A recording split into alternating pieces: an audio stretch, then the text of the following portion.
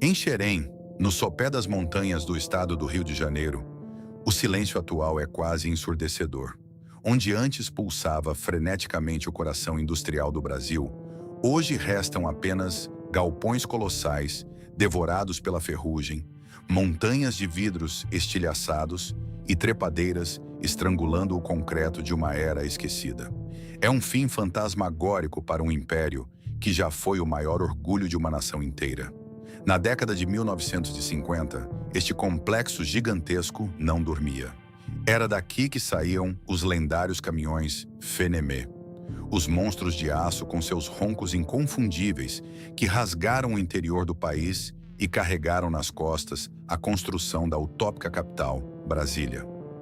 Mais de 10 mil trabalhadores não apenas batiam ponto aqui, eles viviam uma verdadeira utopia operária, uma cidade inteira erguida pelo Estado, ao redor do rugido incessante das linhas de montagem. Mas essa mesma fábrica que prometeu a independência tecnológica e econômica do Brasil foi tragada por um turbilhão obscuro de burocracia governamental, casamentos corporativos forçados com gigantes europeus e, finalmente, um descarte frio e cruel. Como a Fábrica Nacional de Motores, a pioneira absoluta da indústria automotiva brasileira, nascida do fogo da Segunda Guerra Mundial, foi fatiada, vendida a estrangeiros e teve sua identidade e seu logotipo brutalmente arrancados de seus próprios portões. Esta é a história profunda de uma revolução que foi sufocada. Acompanhe-nos nesta jornada reveladora aos destroços da FNM, para entender a ascensão brilhante, a agonia silenciosa e o colapso devastador do maior sonho de metal que o Brasil já ousou forjar. O ano é 1942. O mundo está mergulhado nas trevas, sufocado pelo caos e pela brutalidade da Segunda Guerra Mundial. Enquanto a Europa queima e o som ensurdecedor das artilharias reescreve violentamente as fronteiras globais, o Brasil observa o conflito com uma mistura complexa de apreensão e uma visão de oportunidade inusitada. Naquela época, a nação sul-americana era essencialmente uma gigantesca fazenda, um país de economia quase que exclusivamente agrária, dependente da exportação de café e matérias-primas cruas para sobreviver. Mas o então presidente, Getúlio Vargas, abrigava um plano monumental. Ele compreendia perfeitamente que a verdadeira soberania de um país não se forjava apenas no suor dos campos agrícolas, mas sim nas fornalhas ardentes e nas linhas de montagem complexas da indústria pesada. O Brasil precisava de motores. O Brasil precisava de aço. O Brasil precisava desesperadamente despertar para o século XX. Foi sob essa urgência que, no dia 13 de junho de 1942, um decreto histórico foi assinado, mudando para sempre a trajetória industrial da nação. Nascia no papel a Fábrica Nacional de Motores, a imponente FNM. O objetivo inicial de Vargas não era fabricar carros de passeio ou caminhões de carga para as precárias estradas de terra do país. A ambição era algo muito mais audacioso, estratégico e vital para o esforço de guerra dos aliados: a fabricação de motores aeronáuticos. Através de um acordo estratégico de cooperação e empréstimos com os Estados Unidos, que viam o território brasileiro como um ponto de apoio crucial no Atlântico Sul, a recém-criada FNM recebeu maquinário de ponta e as cobiçadas licenças para produzir os complexos motores radiais Wright Whirlwind, destinados a equipar aviões de treinamento militar e patrulha costeira. Mas onde abrigar um colosso industrial de tamanha magnitude?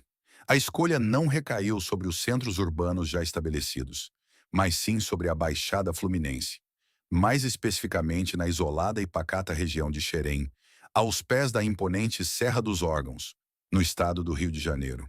A localização era um golpe de estratégia militar, próxima o suficiente da capital federal da época, a cidade do Rio de Janeiro, para facilitar a logística, mas protegida pela muralha natural das montanhas contra possíveis ataques aéreos ou navais de forças do eixo.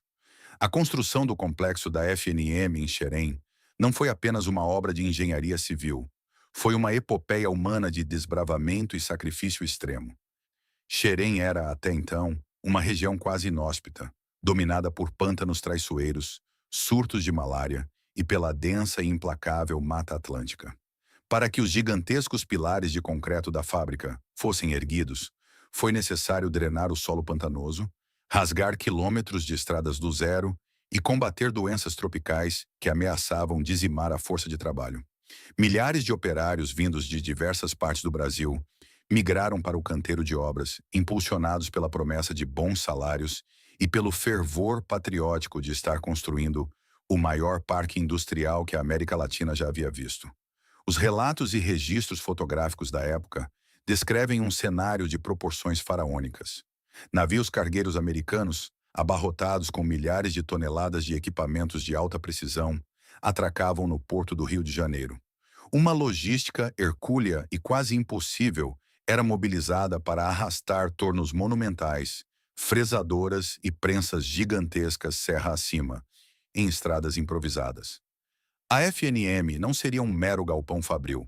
Vargas exigia um monumento à modernidade. O projeto arquitetônico das instalações era arrojado, com enormes vidraças que permitiam a entrada de luz natural, pé direito altíssimo para ventilação e um design imponente que rivalizava diretamente com as instalações mais modernas de Detroit ou Chicago. A cada máquina instalada, o orgulho nacional inflamava-se. Jovens engenheiros brasileiros, muitos recém-saídos das universidades e sem qualquer experiência em manufatura de alta precisão, eram treinados rigorosamente pelos técnicos americanos, absorvendo avidamente cada fragmento de conhecimento. A FNM representava a transferência de tecnologia mais vital e agressiva da história do país até aquele momento. Era o rito de passagem definitivo do Brasil para a era das máquinas. Dentro daqueles salões colossais, a promessa era de que motores de avião, compostos por milhares de peças metálicas perfeitamente usinadas, logo começariam a rugir, selando de vez a independência tecnológica da nação. No entanto, a história, com sua ironia frequentemente cruel, tinha outros planos para o gigante adormecido de Xerém. À medida que o complexo fabril finalmente começava a tomar forma operacional, testando com sucesso seus primeiros e raros protótipos de motores radiais, o cenário geopolítico sofreu uma ruptura abrupta. Em 1945, o lançamento das bombas atômicas sobre o Japão forçou a rendição do eixo, colocando um ponto final antecipado na Segunda Guerra Mundial. O alívio da paz global trouxe consigo um silêncio perturbador para dentro dos vastos e brilhantes corredores da Fábrica Nacional de Motores. Subitamente, o mundo não precisava mais de motores de avião militares. Os Estados Unidos, antes desesperados por produção militar conjunta, cancelaram contratos da noite para o dia e começaram a inundar o mercado global com suas próprias aeronaves e peças sobressalentes a preços irrisórios, desovando seus gigantescos excedentes de guerra. A FNM, concebida para ser a invencível espinha dorsal da defesa aérea brasileira, viu-se de forma fulminante órfã de propósito. O governo havia investido dezenas de milhões de dólares, exigido sacrifícios humanos imensuráveis e gasto um capital político incalculável para erguer uma infraestrutura colossal que se tornara obsoleta antes mesmo de atingir seu ritmo de produção. Foram fabricados pouquíssimos motores Wright sob licença, uma quantidade que beirava o insignificante se comparada à monumental capacidade instalada da fábrica. Uma tensão sufocante tomou conta dos gabinetes em Brasília e do chão de fábrica em Xerém. A FNM era grande demais para falhar, cara demais para ser simplesmente trancada e abandonada, e complexa demais para ficar ociosa. O zumbido das máquinas elétricas recém-instaladas ameaçava dar lugar à ferrugem e ao esquecimento. Ali, diante de galpões infinitos repletos da mais alta tecnologia da época, porém sem um único produto comercialmente viável para fabricar, os líderes da FNM enfrentaram sua primeira e mais aterrorizante encruzilhada. A sobrevivência do Leviatã de aço exigiria uma reinvenção drástica e dolorosa. O sonho majestoso de conquistar os céus precisaria ser sumariamente abatido e trocado pela dura, pesada e poeirenta realidade da terra firme. Era o prenúncio de uma transformação radical, preparando o palco para o nascimento de uma lenda que, muito em breve, faria as rodovias do Brasil tremerem. Nos corredores ocos de Xerém, No final da década de 1940, o eco do maquinário ocioso soava como uma marcha fúnebre para o orgulho industrial brasileiro. A Fábrica Nacional de Motores havia sido projetada para os céus, mas a paz do pós-guerra a forçou a encarar a dureza do chão.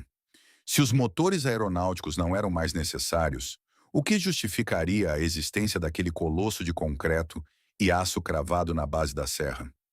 A resposta veio não de uma visão bélica, mas de uma necessidade urgente e estrutural. O Brasil era um país de dimensões continentais, praticamente desprovido de ferrovias eficientes e rasgado por milhares de quilômetros de estradas de terra implacáveis. Para integrar a nação, o Brasil não precisava voar, precisava tracionar. A decisão de redirecionar a FNM para a fabricação de veículos comerciais pesados foi um movimento de sobrevivência. Inicialmente, a fábrica tentou produzir de tudo um pouco para manter os operários ocupados, de geladeiras a peças de bicicletas e fusos para a indústria têxtil. Mas o destino da FNM exigia peso, exigia óleo diesel e fumaça. Em 1949, a primeira tentativa de motorizar o país sobre rodas ocorreu através de um acordo com a marca italiana Isotta Fraschini. Caminhões robustos começaram a ser montados em Xerém, trazendo um breve suspiro de alívio. No entanto, a tragédia parecia perseguir a estatal. Logo após o início da produção, a Isotta Fraschini declarou falência na Europa, deixando a fábrica brasileira, mais uma vez, órfã de tecnologia e à beira do abismo. Foi então que, em 1952, a salvação cruzou o Oceano Atlântico, vinda de Milão. A FNM firmou um acordo histórico e definidor com outra gigante italiana, a Alfa Romeo. Este contrato não era apenas um pedaço de papel, era o batismo de fogo de uma nova era. A linha de montagem, antes desenhada para a precisão cirúrgica de peças de avião, foi brutalmente readaptada para forjar o aço espesso dos chassis de caminhões. Os técnicos americanos foram substituídos pelos engenheiros italianos, que trouxeram plantas detalhadas de veículos concebidos para as estradas da Europa, mas que agora teriam que enfrentar a lama, a poeira e as crateras do interior do Brasil. O lançamento dos primeiros caminhões pesados sob a licença da Alfa Romeo, como o FNM D7300, foi recebido com uma euforia comparável à conquista de uma Copa do Mundo. Ver um veículo daquele porte, forte, imponente, capaz de carregar o peso do desenvolvimento nacional, saindo pelas portas de uma fábrica genuinamente estatal, era um espetáculo que enchia de lágrimas os olhos dos trabalhadores e dos políticos. O Brasil deixava de ser apenas um importador passivo de tecnologia automotiva para se tornar um montador de gigantes. Aos poucos, as rodovias brasileiras começaram a se familiarizar com um som novo. Não era mais apenas o barulho de caminhões americanos importados. Era um ronco grave, áspero e profundo que ecoava pelas montanhas. O brasileiro, com sua genialidade para a intimidade, logo abrasileirou o nome frio da sigla estatal. A Fábrica Nacional de Motores desapareceu na boca do povo para dar lugar a uma entidade quase com vida própria. Nascia, assim, o mítico FNM. A adaptação ao produto estava completa. A fábrica pulsava novamente, operando em turnos exaustivos para dar conta da demanda que nascia de um país faminto por crescimento. O estágio estava montado, o motor estava aquecido e o Brasil estava prestes a entrar em sua década mais frenética e desenvolvimentista. O FNM estava pronto para deixar de ser apenas um caminhão e se transformar no próprio sangue que correria nas veias de uma nação em transformação. Se a primeira metade da década de 1950 foi sobre sobrevivência e adaptação, o final da década marcou o ápice absoluto da glória para a fábrica de Xerém. Com a ascensão do presidente Juscelino Kubitschek em 1956 e sua promessa inebriante de fazer o Brasil avançar 50 anos em 5, o país tornou-se um imenso canteiro de obras.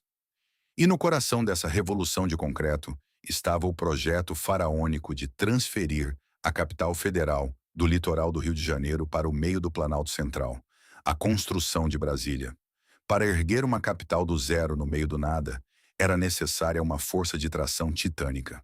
Foi nesse cenário épico que a FNM lançou sua obra-prima, o caminhão FNM DA1000, em 1958.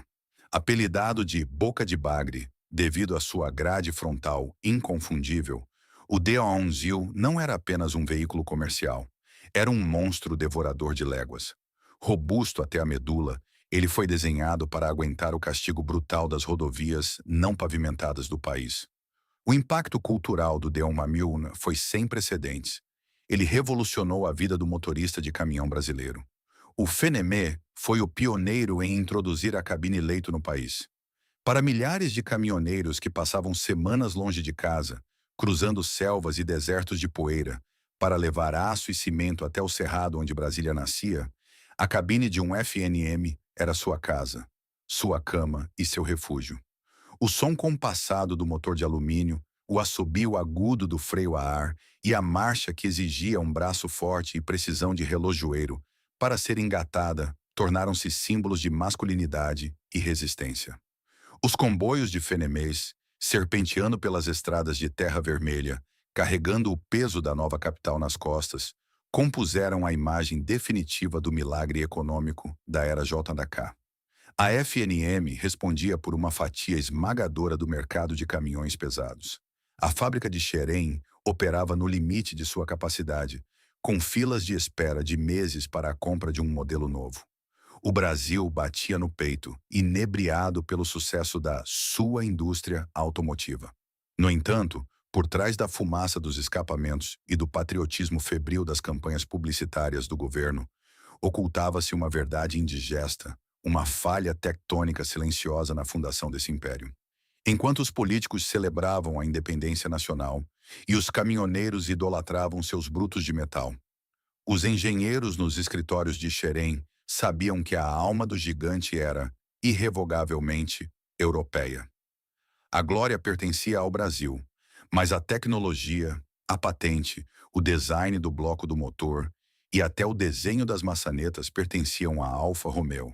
A Fábrica Nacional de Motores havia dominado a arte da montagem e da tropicalização, reforçando suspensões e adaptando peças para o clima local. Mas falhara miseravelmente em desenvolver um departamento de pesquisa e desenvolvimento capaz de criar um motor 100% nativo. A FNM não inovava, ela copiava sob licença. O governo, embriagado pelos números superlativos de vendas e pela aura mítica do FNM, não viu a necessidade de investir na criação de uma tecnologia genuinamente brasileira. Essa dependência absoluta, esse cordão umbilical invisível que ligava Xerém a Milão, criava uma ilusão de soberania. A FNM era um gigante com pés de barro, e à medida que o mundo acelerava rumo a novas tecnologias e os governos começavam a abrir os portões do mercado nacional para vorazes corporações estrangeiras, esse descaso com a inovação própria se transformaria, inexoravelmente, no carrasco da maior paixão motorizada do país. O som estridente do apito da fábrica cortava a neblina matinal da Serra dos Órgãos, mas ele não ecoava em um vazio industrial frio. Para entender a verdadeira alma da Fábrica Nacional de Motores, é imperativo afastar os olhos do aço frio das linhas de montagem e olhar para o ecossistema pulsante que respirava do lado de fora dos galpões. Na década de 1950 e início dos anos 60, Xerém não era apenas um endereço geográfico no estado do Rio de Janeiro. Era uma autêntica cidade utópica, um oásis de concreto, ordem e prosperidade, esculpido com suor no meio da densa e selvagem Mata Atlântica. A decisão de construir a FNM em uma região tão isolada trouxe um desafio colossal de logística humana. A dezenas de quilômetros de qualquer centro urbano estruturado, o Estado brasileiro viu-se obrigado a assumir um papel de provedor absoluto. Para atrair, treinar e, acima de tudo, reter milhares de operários especializados, técnicos e engenheiros, não bastava oferecer um contra-cheque no final do mês. Era preciso construir uma vida do zero. Foi assim que nasceu a Vila Operária de Xerém, um dos maiores e mais ambiciosos experimentos de bem-estar social da história corporativa latino-americana. O complexo habitacional da FNM era uma engrenagem tão complexa quanto os motores que a fábrica produzia. Milhares de casas de alvenaria foram erguidas ao longo de ruas arborizadas, pavimentadas e impecavelmente limpas. A distribuição urbana seguia uma hierarquia militarizada e patriarcal. Havia os bairros destinados à diretoria, com casarões amplos e jardins vastos, as vilas dos engenheiros e as ruas alinhadas das famílias operárias. Mas o que unia todos era a infraestrutura quase irreal para os padrões do Brasil daquela época. A FNM construiu e administrava escolas de excelência para os filhos dos trabalhadores, garantindo que a próxima geração já crescesse dentro do ecossistema da fábrica. Havia um hospital de ponta, equipado com tecnologia que rivalizava com as melhores clínicas da capital, pronto para atender não apenas acidentes de trabalho, mas realizar partos, cirurgias e garantir a saúde integral de famílias inteiras, de forma totalmente gratuita. O Estado também ergueu clubes com piscinas olímpicas, campos de futebol impecáveis, quadras de tênis, restaurantes subsidiados e uma cooperativa de abastecimento que garantia comida na mesa a preços simbólicos. Havia até um cinema, o famoso Cine FNM, que exibia os últimos lançamentos de Hollywood e servia como grande ponto de encontro social aos finais de semana. Para a imensa maioria daqueles trabalhadores, homens e mulheres que haviam deixado para trás a fome no Nordeste árido ou a falta de perspectiva em lavouras rudimentares, cruzar os portões de Xerém era atravessar um portal mágico de ascensão social. Nasceu ali um fenômeno antropológico profundo, um sentimento de lealdade visceral e gratidão eterna. A empresa transcendeu a relação capital-trabalho e passou a ser chamada, carinhosamente e com lágrimas nos olhos, de Mãe FNM.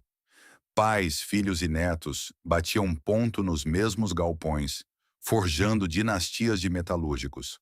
Vestir o macacão de brim com a sigla da estatal bordada no peito era o maior título de nobreza que um homem de Xerém poderia ostentar. Eles não apenas fabricavam caminhões, eles viviam a fábrica em sua totalidade, orquestrados por uma comunidade inquebrável e pelo orgulho de estarem construindo o Brasil moderno com suas próprias mãos. No entanto, a história da industrialização global é implacável com utopias. O que tornava a FNM um paraíso social na Terra carregava, em seu núcleo invisível, a semente destrutiva de sua própria falência. O sonho paternalista de Getúlio Vargas, amplificado nos anos de Juscelino Kubitschek, esbarrava violentamente na matemática fria, dura e imperdoável da competitividade industrial. A FNM operava em uma redoma, um universo paralelo, onde o lucro e a eficiência financeira eram preocupações secundárias, constantemente ofuscadas pela grandiosa missão política e social da estatal. Manter uma cidade inteira funcionando criava um custo fixo asfixiante e monstruoso. Enquanto montadoras privadas, que começavam a se instalar em São Paulo, focadas exclusivamente na lógica capitalista, calculavam cada milímetro de chapa de aço e cada segundo na linha de produção para maximizar as margens de lucro, a FNM carregava nas costas as despesas de uma prefeitura. O custo de produção de um caminhão FNM não embutia apenas as horas de fresamento, os blocos de alumínio importados e os pneus pesados. Invisivelmente, o preço daquele caminhão tinha que cobrir o salário do médico pediatra do Hospital de Xerém, a conta de luz do cinema da vila, a manutenção das piscinas do clube operário e o giz dos professores da escola primária. Essa estrutura mastodôntica começou a sangrar o caixa da empresa. A folha de pagamento da FNM era colossal, engessada e assustadoramente ineficiente. Protegidos pela aura de estabilidade do emprego público e pelo manto da Mãe FNM, o número de funcionários inflava a cada ano, muitas vezes alimentado não pela necessidade real da linha de montagem, mas por uma máquina implacável de apadrinhamento político. Políticos de Brasília e do Rio de Janeiro usavam a estatal como cabide de empregos para aliados, lotando escritórios e oficinas com pessoal desnecessário. A demissão por baixa produtividade era um tabu, uma violação imperdoável do pacto social, que a fábrica havia estabelecido com sua gente. A bolha de bem-estar de Xerém anestesiou a diretoria. Protegida pelos muros da serra e pelo protecionismo de um mercado nacional fechado às importações, que obrigava os transportadores a comprarem o que houvesse disponível, a FNM acreditava ser invulnerável. Eles não percebiam que a ineficiência estrutural estava corroendo os pilares da fábrica por dentro. A utopia operária estava tragicamente canibalizando a viabilidade da indústria. A fábrica estava obesa de funções que não lhe pertenciam, lenta em suas decisões corporativas e financeiramente exaurida. O gigantismo social que enchia de orgulho o peito do trabalhador brasileiro era exatamente a âncora de chumbo que silenciosamente arrastava o navio da FNM para o fundo do oceano. E à medida que a cortina da década de 1960 se fechava e os ventos da política nacional mudavam de direção de forma violenta, o despertar desse sonho idílico seria nada menos que brutal. A fumaça preta e espessa que saía dos escapamentos dos valentes caminhões Fenemé mascarava uma engrenagem que, nos bastidores, começava a travar de forma perigosa. Durante a década de 1960, a Fábrica Nacional de Motores ainda ostentava a coroa de líder absoluta no transporte pesado do Brasil, mas as fundações de seu majestoso castelo industrial eram corroídas por um inimigo silencioso, invisível e implacável: a burocracia estatal. Para entender o verdadeiro declínio da FNM, é preciso desviar o olhar do chão de fábrica ensurdecedor, onde operários leais suavam graxa e sangue, e focar nos escritórios acarpetados e distantes, onde o destino da empresa era decidido não por engenheiros automotivos, mas por burocratas. A FNM era uma empresa 100% pública, diretamente atrelada às teias do Ministério da Aviação e Obras Públicas. Na teoria nacionalista da época, isso significava que o lucro financeiro não era o objetivo primário da instituição, mas sim o desenvolvimento estratégico da nação. Na prática, no entanto, essa estrutura transformou a montadora em um gigantesco e cobiçado tabuleiro de xadrez político. A cada mudança de governo ou de alinhamento partidário na capital federal, a diretoria em Xerém sofria um verdadeiro terremoto administrativo. Presidentes, vice-presidentes e diretores de alto escalão quase nunca eram escolhidos por sua profunda expertise em manufatura avançada, logística internacional ou inovação tecnológica. Eles eram nomeados como pagamento de favores políticos, acordos partidários e alianças de conveniência momentânea. Essa dança das cadeiras constante gerava uma instabilidade corporativa crônica. Planejamentos estratégicos de longo prazo eram sumariamente rasgados e jogados no lixo a cada nova gestão que assumia. Um diretor decidia focar todos os esforços na produção de chassi para ônibus. Meses depois, seu sucessor engavetava o projeto milionário para tentar investir na fabricação de automóveis de passeio de luxo. A fábrica não possuía uma bússola direcional clara, sendo guiada apenas pelas marés inconstantes da política. Essa dicotomia criava um ambiente de tensão e frustração profunda. No chão de fábrica, engenheiros brilhantes sabiam exatamente o que precisava ser feito para melhorar o produto, mas esbarravam em uma parede intransponível de ignorância gerencial. Pior do que a falta de rumo era o inchaço físico da máquina administrativa. A FNM tornou-se o que no jargão político brasileiro se chama de cabide de empregos. Parlamentares e ministros usavam sua influência implacável para empregar afilhados, parentes, cabos eleitorais e aliados na estatal. Enquanto a linha de montagem operava no limite extremo de sua capacidade, com operários fazendo turnos exaustivos, os escritórios administrativos transbordavam de funcionários fantasmas ou de pessoas que pouco ou nada agregavam ao processo de produção. Além do peso humano, havia o sufocante peso processual. Por ser uma entidade pública, a FNM estava rigorosamente amarrada por uma teia asfixiante de leis de licitação e regulamentações governamentais. No competitivo mercado automobilístico, agilidade e adaptação rápida são questões de vida ou morte. Se uma montadora privada detectasse um defeito crônico em uma peça de freio, ela poderia mudar de fornecedor no dia seguinte. Na FNM, a simples compra de um lote de parafusos de aço temperado diferente ou a aquisição de um torno mecânico mais veloz exigia meses de editais públicos exaustivos, aprovações ministeriais, dezenas de carimbos e auditorias infindáveis. Quando a máquina estatal finalmente autorizava a compra de uma nova tecnologia, após meses ou anos de tramitação, ela já chegava a Xerém completamente obsoleta perante o mercado global. Esse congelamento no tempo cobrou seu preço de forma cruel no produto final. O icônico motor de alumínio do Fenemé, outrora um prodígio cobiçado da engenharia automobilística, permanecia praticamente inalterado desde a sua concepção nos anos 1950. Enquanto isso, o mundo fora dos muros de Xerém acelerava violentamente. Novas ligas metálicas, sistemas de injeção de combustível muito mais econômicos e designs aerodinâmicos estavam revolucionando a Europa e os Estados Unidos. Mas a gestão da FNM, cega por sua própria burocracia e pela certeza ilusória de que o governo sempre cobriria qualquer rombo financeiro, não via motivo para investir em pesquisa e desenvolvimento. A corrupção silenciosa, materializada em contratos sistematicamente superfaturados com fornecedores, sugava vorazmente os poucos recursos que poderiam ser destinados à vital modernização das linhas de montagem. O ponto de ruptura inevitável chegou com a brutal mudança no cenário macroeconômico e político do Brasil.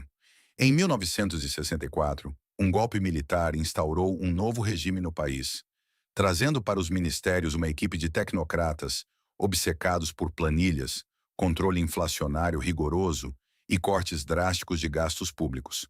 Quando os novos auditores do governo abriram os complexos livros contábeis da Fábrica Nacional de Motores, ficaram perplexos com a magnitude do desastre. A empresa estava tecnicamente falida. As dívidas bilionárias acumuladas com fornecedores, o peso cambial insustentável de importar componentes da Alfa Romeo em dólares, a folha de pagamento astronômica da Vila Operária e os custos de produção terrivelmente ineficientes formavam um buraco negro que engolia uma fortuna dos cofres públicos todos os meses. A União, sufocada por uma inflação crescente e buscando desesperadamente estabilizar a economia nacional, tomou uma decisão fria e irreversível. O Estado brasileiro não seria mais o balão de oxigênio infinito de Xerém. A torneira do dinheiro público, que por mais de 2 décadas irrigou abundantemente a utopia de concreto na Serra dos Órgãos, foi subitamente fechada. A FNM, viciada nos subsídios e estruturalmente incapaz de gerar lucro real, competindo no mercado aberto, começou a agonizar publicamente. A dura realidade finalmente se impôs. Para evitar fechar as portas de vez e demitir dezenas de milhares de trabalhadores, o que causaria um colapso social sem precedentes na região, a FNM teria que se curvar à lógica implacável do capital privado. O governo concluiu amargamente que o Estado não sabia fabricar veículos, sabia apenas fabricar dívidas e favores. A sobrevivência agora exigiria que o Brasil abrisse mão de sua joia soberana. A FNM seria fatiada e colocada na vitrine do mercado internacional, pavimentando o caminho doloroso para um casamento forçado que arrancaria o controle das mãos brasileiras. O ano de 1968 marcou o fim da inocência para a Fábrica Nacional de Motores. Com os cofres públicos exauridos e a paciência do regime militar esgotada pelas planilhas manchadas de vermelho, o governo brasileiro tomou a decisão que, por décadas, fora considerada um tabu impronunciável nos corredores de Brasília: a privatização. A mãe FNM, outrora o símbolo máximo da soberania e do orgulho industrial da nação, foi sumariamente colocada à venda. O Leviatã de Xerém estava no balcão de negócios, aguardando o melhor lance. O comprador, no entanto, não foi uma surpresa para ninguém. A Alfa Romeo, a gigante italiana que desde 1952 fornecia a tecnologia, as patentes e o desenho dos motores que faziam a fábrica pulsar, assumiu o controle majoritário da empresa. Para o mercado exterior e para a imprensa da época, o negócio parecia o desfecho natural, uma evolução lógica de uma parceria histórica de 16 anos. Mas, na realidade nua e crua do chão de fábrica, tratou-se de um casamento forçado, concebido não por amor ou sinergia, mas pela pura conveniência financeira de um governo desesperado para se livrar de um fardo. A transição do controle estatal para as mãos da iniciativa privada estrangeira gerou um choque cultural sísmico, cujas réplicas abalaram cada centímetro da vila operária de Xerém. Para os milhares de trabalhadores brasileiros, homens que haviam moldado suas vidas inteiras em torno do paternalismo acolhedor da estatal, a chegada dos executivos e engenheiros italianos, enviados diretamente de Milão para arrumar a casa, foi traumática. A Alfa Romeo não estava interessada em manter uma utopia social no meio da Mata Atlântica. A lógica agora era estritamente capitalista: eficiência máxima, corte brutal de gastos, redução de privilégios e foco obsessivo no lucro. Os novos chefes caminhavam pelas linhas de montagem com cronômetros nas mãos, medindo o tempo de cada movimento, exigindo um ritmo de produção frenético que contrastava violentamente com a letargia burocrática dos tempos do funcionalismo público. O choque de gestão foi imediato. A cultura do apadrinhamento político foi varrida, mas junto com ela evaporou-se também a sensação de pertencimento e família que unia os operários. A FNM deixou de ser deles para se tornar apenas mais uma subsidiária distante em um portfólio global. Contudo, a verdadeira tragédia dessa aquisição não estava apenas na frieza das novas relações trabalhistas, mas nas intenções ocultas da própria Alfa Romeo. A matriz italiana não via a FNM como a lenda dos caminhões pesados que ela representava para o Brasil. Para a Alfa Romeo, uma montadora cujo DNA histórico era forjado nas pistas de corrida e no design de automóveis de luxo, o segmento de caminhões de carga era um negócio sujo, pesado e de baixo interesse estratégico. O que Milão realmente cobiçava ao comprar a fábrica de Xerém não era a linha de montagem dos robustos Fenemês, mas sim uma porta dos fundos escancarada para adentrar o nascente e promissor mercado brasileiro de carros de passeio. Esse desalinhamento de propósitos criou uma fratura interna fatal. Em vez de investir os recursos vitais na modernização urgente dos caminhões da linha D1000, que já começavam a dar severos sinais de obsolescência tecnológica, a nova diretoria desviou o foco, o capital e a energia criativa da fábrica para a produção de automóveis de luxo. A Alfa Romeo impulsionou a fabricação do sofisticado FNM 2000, o icônico sedã JA, lançado originalmente nos anos do presidente Juscelino Kubitschek, e, posteriormente, do FNM 2150 e do Alfa Romeo 2300. Eram carros espetaculares, belíssimos, obras-primas da engenharia italiana, equipados com motores potentes e painéis de madeira de lei. Eram, sem dúvida, os veículos mais caros e luxuosos produzidos no Brasil na época. Mas havia um erro de cálculo grotesco nessa estratégia. O Brasil não era a Europa do pós-guerra em rápida ascensão econômica. A nação sul-americana ainda possuía uma desigualdade social abissal e um mercado consumidor extremamente restrito para carros de altíssimo luxo. O FNM 2000 e seus sucessores eram produtos de nicho, acessíveis apenas a uma elite minúscula de banqueiros, industriais e políticos. Enquanto a montadora esbanjava dinheiro na tentativa de se posicionar como uma marca de prestígio nas ruas asfaltadas dos bairros nobres do Rio de Janeiro e de São Paulo, o seu verdadeiro ganha-pão estava sendo deixado à míngua. A divisão de caminhões, a alma suada e verdadeira da FNM, foi relegada a um segundo plano constrangedor. O motorista de caminhão brasileiro, o homem que havia construído Brasília e desbravado as rodovias do país a bordo de um boca de bagre, sentiu-se traído. As atualizações nos caminhões tornaram-se raras, cosméticas e insuficientes. O veículo que antes era o símbolo de robustez começou a ganhar a fama indesejada de ser ultrapassado, barulhento em excesso e terrível em consumo de combustível. A Alfa Romeo tentou usar a FNM como um trampolim para suas próprias ambições automobilísticas, ignorando o ecossistema brutal do transporte de cargas no qual a marca brasileira havia cimentado sua lenda. Essa negligência estratégica seria o erro mais letal da gestão italiana. Ao virar as costas para a lama das rodovias para focar no asfalto liso das metrópoles, a diretoria de Xerém não percebeu que a tempestade perfeita estava se formando no horizonte. O mercado brasileiro, antes um porto seguro e fechado, estava prestes a ser invadido, e os adversários que despontavam na neblina não teriam nenhuma piedade do gigante adormecido. Enquanto a diretoria da Alfa Romeo se perdia em devaneios de luxo com seus sedãs reluzentes nos bairros nobres do eixo Rio-São Paulo, o verdadeiro campo de batalha, o asfalto e a terra do interior brasileiro, estava prestes a sofrer uma invasão avassaladora.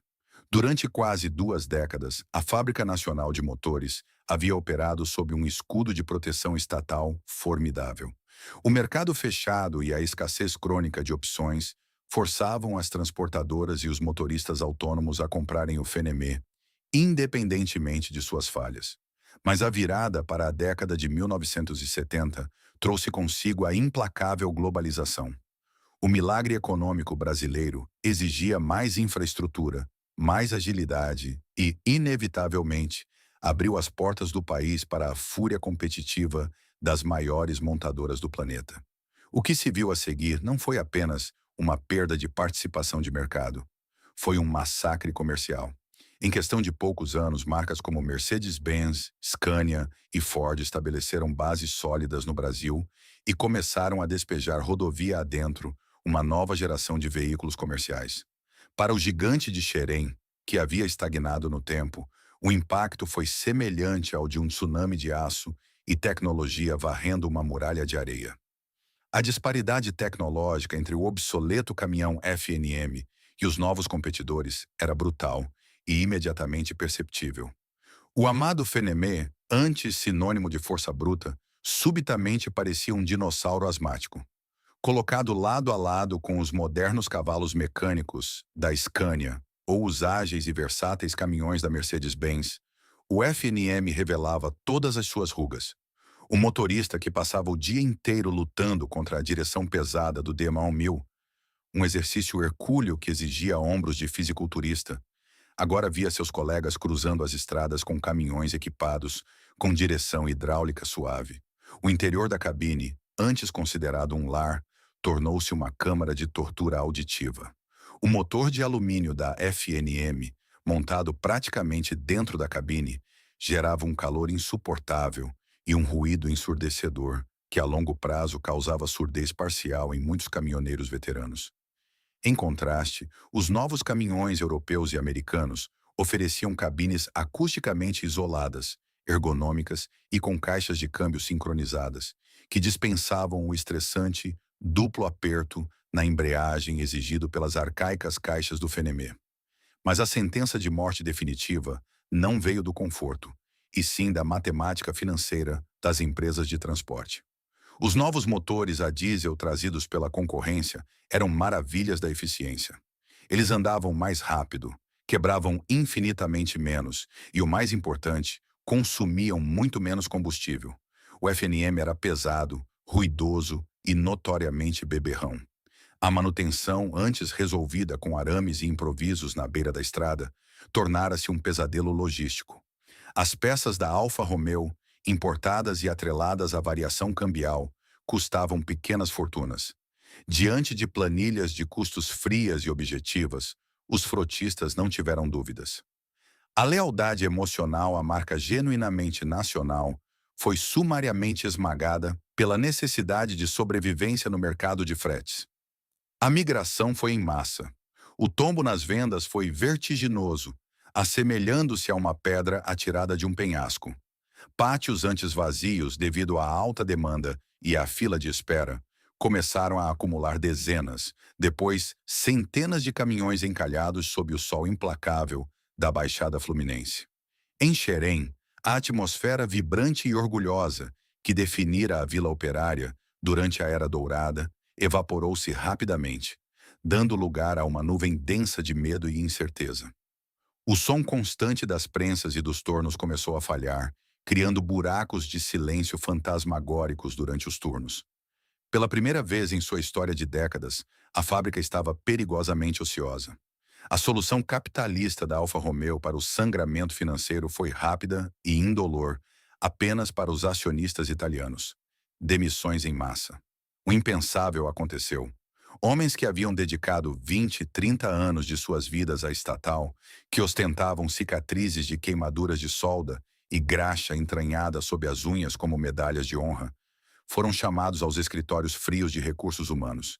Eles recebiam suas verbas rescisórias e eram enxotados pelos mesmos portões que haviam cruzado com tanto orgulho na juventude. A demissão não significava apenas a perda de um contra-cheque. Em Xerém, significava o exílio.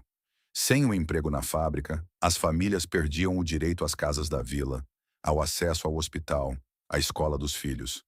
O tecido social daquela utopia industrial começou a ser rasgado sem piedade. O declínio da FNM não era apenas o fim de uma linha de montagem, era o desmantelamento metódico de uma comunidade inteira. O gigante estava de joelhos, sangrando profusamente, enquanto os novos donos estrangeiros olhavam para os relógios, calculando em quanto tempo poderiam abandonar definitivamente aquele navio em chamas. Se a invasão das montadoras estrangeiras havia deixado a Fábrica Nacional de Motores gravemente ferida, o cenário econômico global que se formou no início da década de 1970 seria o responsável por desferir o golpe de misericórdia. O milagre econômico brasileiro, uma era de crescimento vertiginoso movida a obras faraônicas e asfalto, repousava sobre uma premissa perigosa: a energia barata. O Brasil, assim como o resto do mundo ocidental, era viciado em petróleo barato. Toda a engrenagem logística do país dependia quase que exclusivamente de caminhões rasgando rodovias dia e noite. Mas em 1973, a geopolítica do Oriente Médio entrou em colapso. O primeiro choque do petróleo fez os preços do barril dispararem de forma astronômica da noite para o dia, desencadeando uma crise energética global sem precedentes. Para a FNM, o impacto do choque do petróleo não foi apenas uma dificuldade passageira, foi uma sentença de morte matemática. De repente, a eficiência energética não era mais apenas uma vantagem competitiva desejável oferecida pelas rivais Scania ou Volvo. Tornou-se uma questão de sobrevivência bruta para qualquer empresa de transporte. O caminhão Fenemé, com seu motor de concepção antiga, pesado e notoriamente beberrão, transformou-se de um dia para o outro em um luxo insustentável. O custo de encher o tanque de um D-1000 para cruzar o país devorava quase toda a margem de lucro do frete. A conta simplesmente não fechava mais. Os pátios das transportadoras começaram a encostar seus FNMs, preferindo rodar com frotas mais modernas e econômicas. Enquanto isso, a milhares de quilômetros de distância na Itália, a Alfa Romeo enfrentava seus próprios demônios. A matriz europeia sangrava dinheiro, atingida em cheio pela crise econômica continental e por greves trabalhistas ferozes em suas próprias fábricas italianas. A divisão de caminhões pesados no Brasil, que a Alfa Romeo nunca havia compreendido ou valorizado de verdade, tornou-se um peso morto intolerável em seu balanço financeiro. Os executivos de Milão precisavam de dinheiro rápido e precisavam amputar os membros doentes da corporação para salvar o núcleo. O experimento da Alfa Romeo no Brasil havia fracassado espetacularmente na divisão de pesados. A decisão foi tomada a portas fechadas, com a frieza de quem descarta uma peça defeituosa. A FNM seria vendida novamente. Desta vez, o comprador não precisou cruzar o oceano. Ele já estava traçando seus próprios planos grandiosos de expansão dentro do território brasileiro. A Fiat, a maior e mais poderosa corporação industrial da Itália, estava construindo sua monumental fábrica de automóveis em Betim, Minas Gerais. No entanto, a Fiat percebeu que adquirir as instalações de Xerém lhe daria uma entrada imediata, ainda que precária, no lucrativo e estratégico mercado de veículos comerciais pesados da América do Sul. Em 1973, o martelo foi batido. A Alfa Romeo transferiu o controle acionário da Fábrica Nacional de Motores para a Fiat. Para os operários remanescentes na vila de Xerém, a notícia chegou como mais um tremor de terra desgastante. Eles já haviam suportado o choque cultural de passar das mãos do Estado para a iniciativa privada. Agora eram peões em um jogo de xadrez entre corporações estrangeiras, vendidos de um grupo italiano para outro sem qualquer consulta ou garantia. A esperança ingênua que ainda pairava no ar era a de que a gigante Fiat, com seus bolsos fundos e poderio tecnológico, finalmente injetaria o capital necessário para modernizar o amado Fenemé e devolver a fábrica aos seus dias de glória. Eles não poderiam estar mais errados. A Fiat não comprou a FNM para salvá-la. Comprou-a para absorver sua infraestrutura e, lentamente, drenar o que restava de sua vida. Quando os executivos da Fiat, baseados em Turim, assumiram o comando em Xerém, trouxeram consigo uma visão corporativa estritamente pragmática e desprovida de qualquer sentimentalismo histórico. Para a Fiat, a marca FNM não era um símbolo de orgulho nacional ou uma lenda das estradas. Era um passivo tóxico.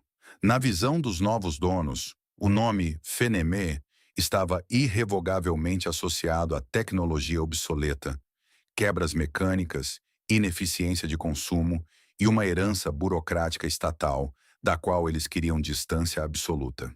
A primeira e mais dolorosa diretriz da nova gestão foi um ato de apagamento corporativo brutal. A ordem desceu de forma unilateral. A marca Fábrica Nacional de Motores deveria ser erradicada.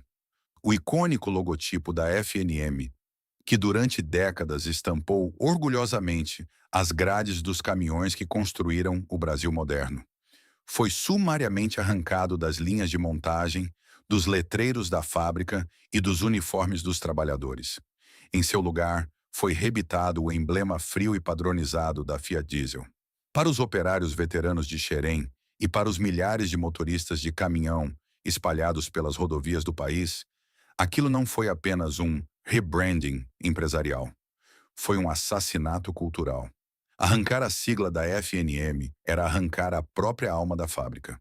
Um caminhão fabricado na Baixada Fluminense, montado por mãos brasileiras, que de repente saía pelos portões ostentando exclusivamente o nome de uma multinacional italiana, representava a submissão final do sonho de Getúlio Vargas.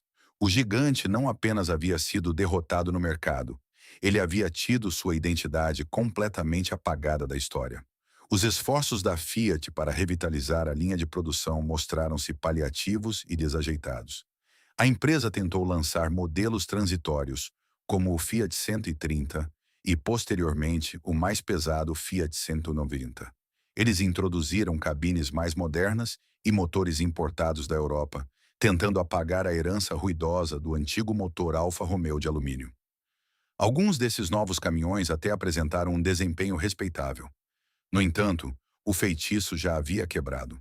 O mercado de transportes, desconfiado das constantes mudanças de donos e já fiel à confiabilidade mecânica superior da Scania e da Mercedes-Benz, não abraçou a nova linha de pesados da Fiat. Além da rejeição do mercado, a geografia tornou-se um inimigo interno para Xerém. A Fiat havia concentrado todo o seu império, sua cadeia de fornecedores e sua inteligência de engenharia no estado de Minas Gerais. O complexo fluminense da FNM, encravado no meio da serra, isolado das novas rotas de suprimentos automotivos e com instalações que já beiravam 3 décadas de idade, tornou-se um apêndice logístico extremamente inconveniente e caro de se manter. A produção começou a agonizar de forma lenta e humilhante. Onde antes saíam dezenas de caminhões por dia em turnos ininterruptos, agora saíam apenas punhados, fabricados em ritmo quase fantasmagórico. O silêncio, antes impensável na utópica cidade operária, começou a dominar os gigantescos pavilhões.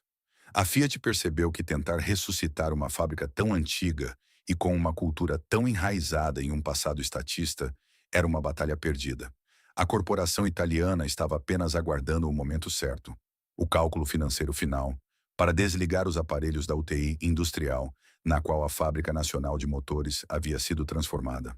O império havia trocado de mãos pela última vez, e o novo rei estava prestes a assinar a certidão de óbito.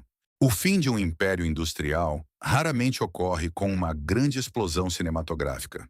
Ele geralmente se desfaz com um gemido prolongado e agonizante, seguido por um silêncio sepulcral.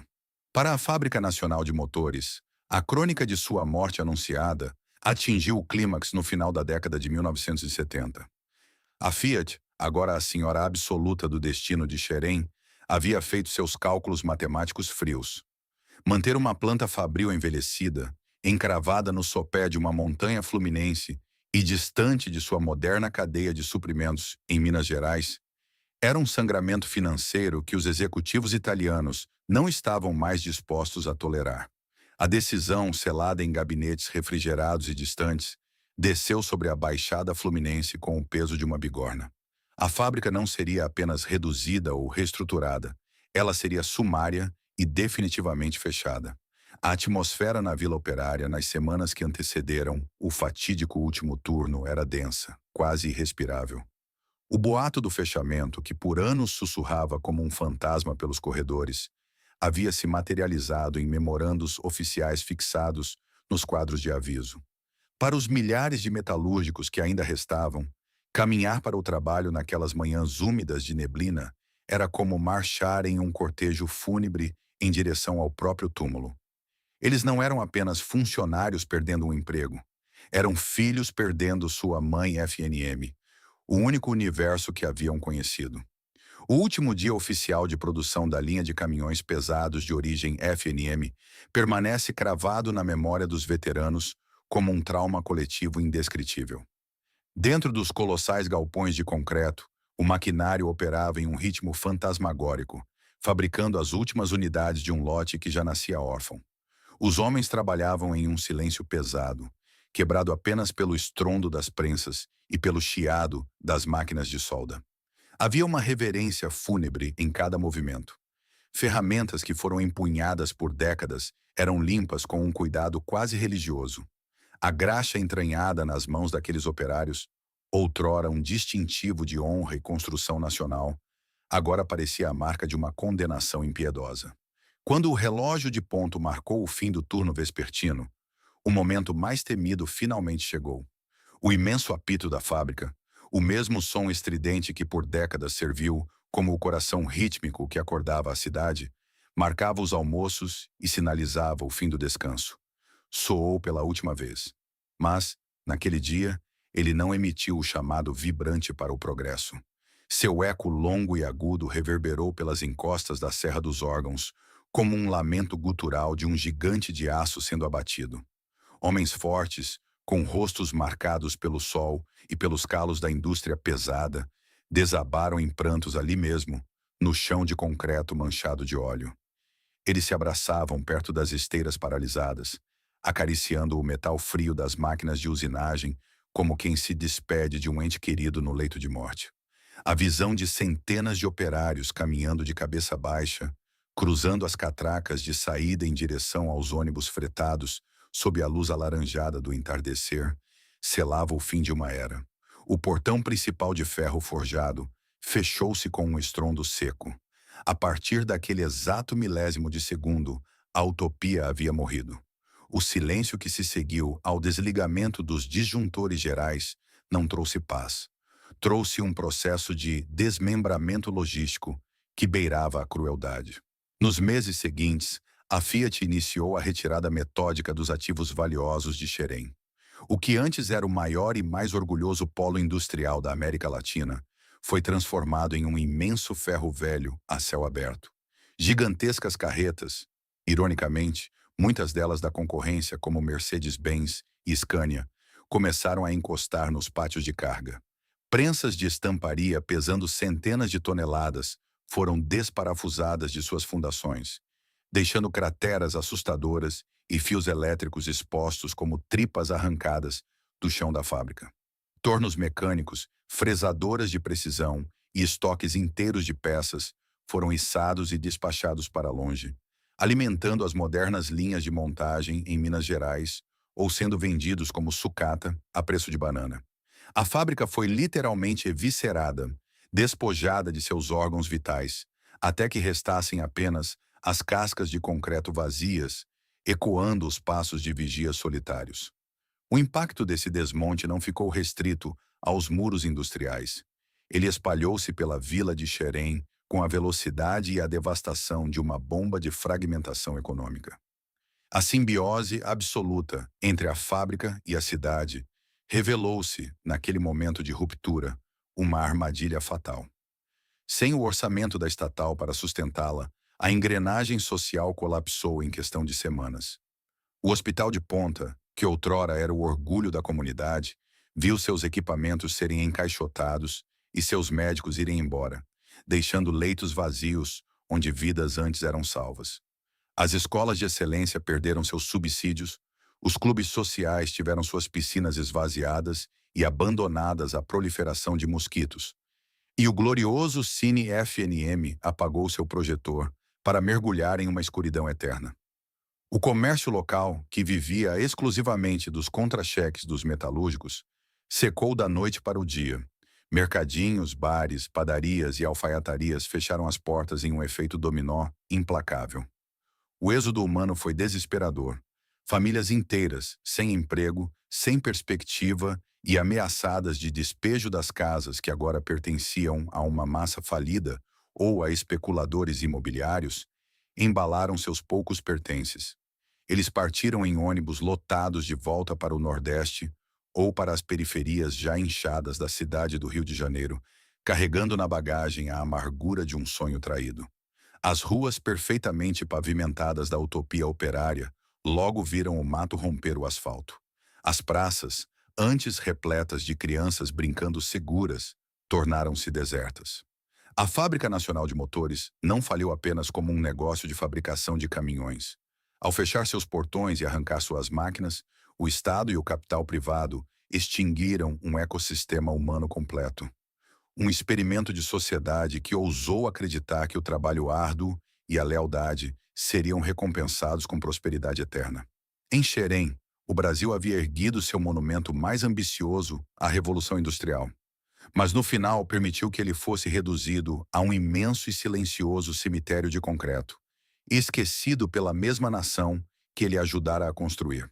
Quem visita a região de Xerém nos dias de hoje encontra um cenário de beleza melancólica e contrastes brutais, onde antes milhares de operários marchavam em uníssono sob o som do apito pontual da mãe FNM. A natureza retomou o seu domínio implacável. As imensas estruturas de concreto armado, projetadas com orgulho para resistir a séculos de progresso, agora estão tomadas por grossas raízes, trepadeiras e musgos espessos. Galpões gigantescos com tetos desabados, que outrora abrigaram as linhas de montagem mais avançadas de todo o hemisfério sul, servem apenas como abrigo para o vento e como monumentos silenciosos ao esquecimento. A cidade utópica foi engolida pela dura realidade de um país de memória curta. No entanto, embora o corpo físico da Fábrica Nacional de Motores tenha sido fatiado, vendido e deixado para perecer, o seu espírito recusa-se categoricamente a desaparecer na névoa da história. Longe das ruínas fantasmagóricas fluminenses, espalhado por garagens e galpões de apaixonados em todo o imenso território brasileiro, o legado da FNM respira intensamente através da devoção obstinada de colecionadores e motoristas veteranos. Existe hoje uma verdadeira legião de entusiastas que dedicam suas vidas e economias a caçar, resgatar do ferro velho e restaurar meticulosamente as carcaças dos caminhões Deonville, os lendários bocas de bagre. Para esses homens, investir dezenas de milhares de reais e incontáveis horas de trabalho na restauração de um Fenemé não é um passatempo trivial de mecânica. É um profundo ato de resistência cultural e reverência histórica. Em uma era atual dominada por caminhões computadorizados, silenciosos, equipados com inteligência artificial e diagnósticos digitais, o FNM representa a essência pura, analógica e visceral da condução.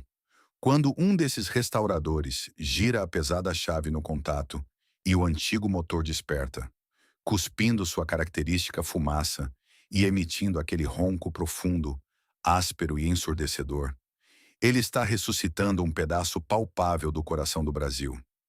Em encontros de veículos antigos, o som de um FNM atrai multidões quase instantaneamente, provocando lágrimas silenciosas em velhos caminhoneiros que recordam as madrugadas congelantes e as estradas poeirentas desbravadas na juventude.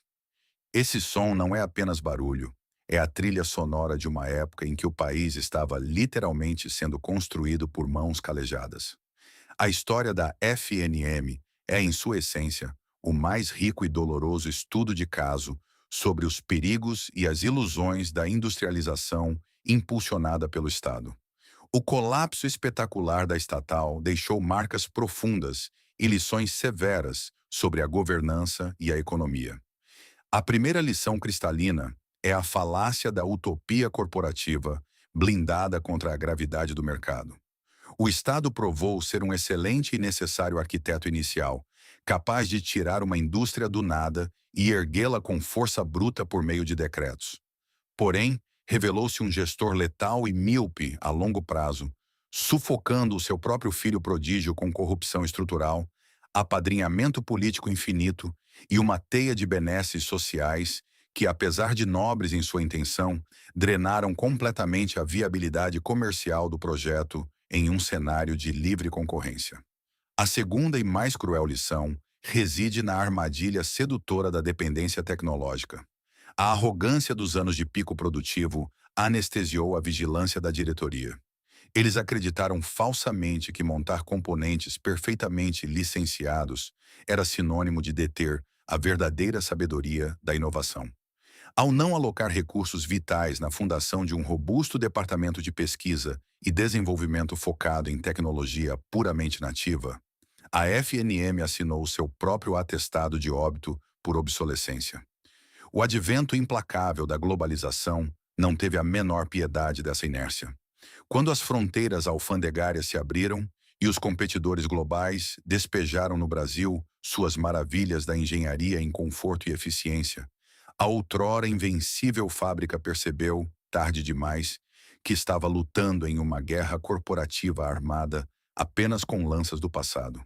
Apesar de seu trágico fim, reduzir a saga histórica da Fábrica Nacional de Motores a um mero fracasso administrativo seria não apenas uma simplificação superficial, mas uma tremenda injustiça com as milhares de almas que lá deixaram seu suor. A FNM foi um erro monumental, sim, mas um erro gerado pela rara coragem de sonhar em escala colossal em uma nação acostumada a pensar pequeno. Em uma era onde o Brasil operava resignadamente como uma vasta fazenda agroexportadora, Getúlio Vargas e as gerações que o sucederam ousaram construir uma fortaleza de aço na selva para desafiar as potências industriais do norte. O FNM foi o primeiro e mais ruidoso grito de independência de uma indústria automobilística que tentava desesperadamente caminhar com suas próprias pernas. Ele sedimentou a prova inquestionável de que as mãos operárias brasileiras possuíam a destreza, a precisão e a resiliência necessárias para dominar a engenharia pesada. Hoje, o eco das prensas em Xerém silenciou para sempre. O nome sagrado foi arrancado das portas pelos executivos de Turim, e a utopia operária se dissipou na brisa da serra. Mas o ronco rasgado daquele motor ainda viaja invisível pelas rodovias do país, cravado no DNA do transporte nacional. A Fábrica Nacional de Motores permanece como o capítulo mais espetacular, romântico e trágico da nossa odisseia industrial. Um império que desmoronou não por falta de amor e suor de seus construtores, mas pela implacável realidade de um mundo onde apenas os que evoluem sobrevivem. A poeira que hoje assenta suavemente sobre as ruínas de Xerém esconde uma das verdades mais duras da história industrial moderna. Impérios colossais não desmoronam da noite para o dia.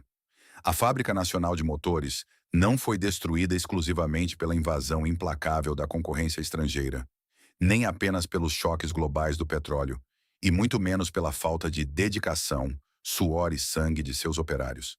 Ela foi asfixiada lentamente, ano após ano, pela ilusão sedutora de que o gigantismo estatal e o paternalismo poderiam desafiar eternamente as leis inegociáveis e a gravidade do mercado global. A tragédia da FNM nos deixa um alerta profundo e doloroso. Ela nos ensina que a verdadeira soberania de uma nação não se consolida apenas erguendo cidades utópicas no meio da selva ou forjando blocos de metal sob licenças estrangeiras. A independência real e duradoura reside no domínio invisível da inovação, na criação de tecnologia nativa e na capacidade de se adaptar violentamente quando o mundo decide mudar de marcha. Quando o Estado brasileiro tentou ser pai provedor, empresário agressivo e inovador ao mesmo tempo, acabou colapsando sob o próprio peso, deixando um rastro amargo de milhares de famílias desamparadas que haviam entregado o vigor de suas vidas a um sonho de concreto. No entanto, há uma poesia inegavelmente romântica e resistente nessa narrativa.